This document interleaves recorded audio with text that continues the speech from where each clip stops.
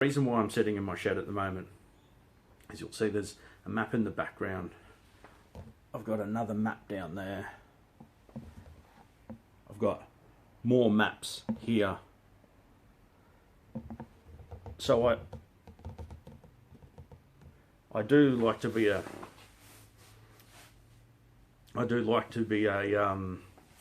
hobby armchair general, you know. I can't help it, it's just in my blood. And then these videos are my only way of really having conversations with other people, sharing my opinion and sharing other people's opinions, because most people, their head's in the sand. They don't care. They wouldn't even know. They've got no clue. Okay.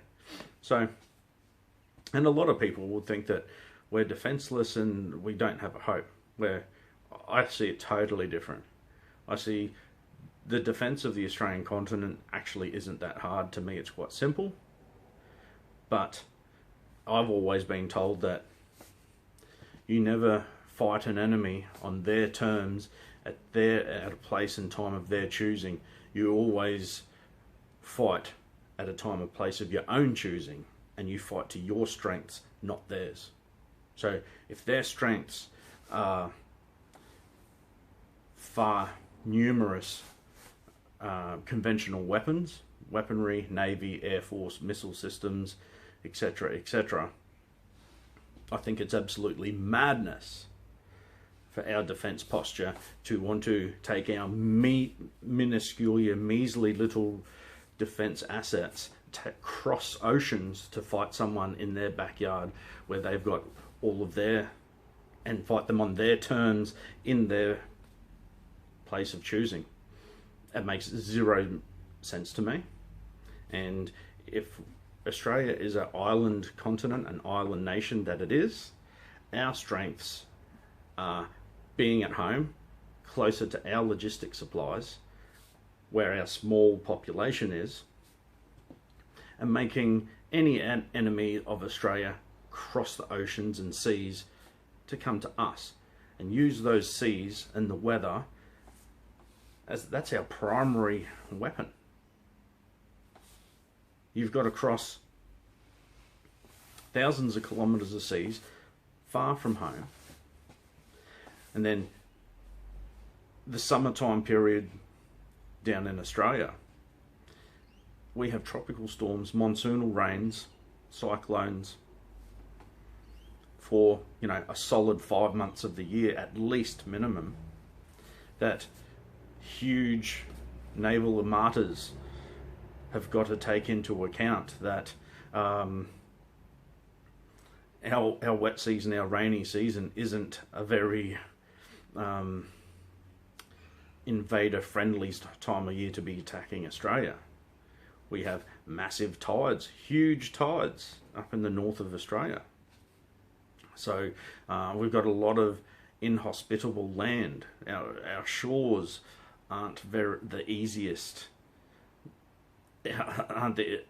places to land a landing force, as well as very little roads and infrastructure.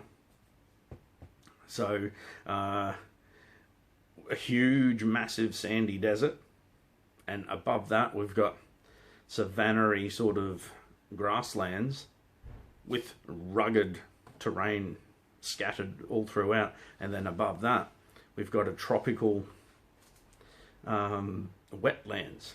So that's still very remote, and a lot of it's untouched, timberland and swamps and things like that, ravines and high flowing, very fast flowing rivers and things like that. So our number one weapon is our geography, and weather number two. So all we got to do is enhance what we've already got. It's really not that hard. Okay, so I certainly don't believe that we require nuclear submarines, unless we're going to be fighting America's endless little wars here, there and everywhere in the containment of China. There's different strategies for that, and one is business, manufacturing, and how we treat other people around the world. I thought that, you know, part of the Australian deployments over the last X amount of years has been to win the hearts and minds of people. Well, why do we have to invade someone's country to win the hearts and minds of people? Why can't we do that just through everyday transaction and commerce and business? Isn't that a much simpler way? We have all the resources that anyone could want in the world.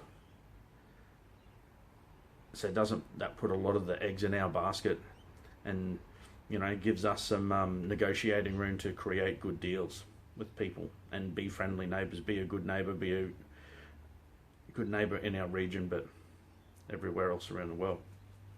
So leave our battles for on the sports field. That's how I think about it.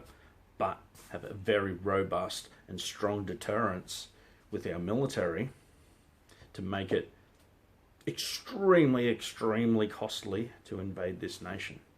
Okay. Because once you get here, then you've got to get over our natural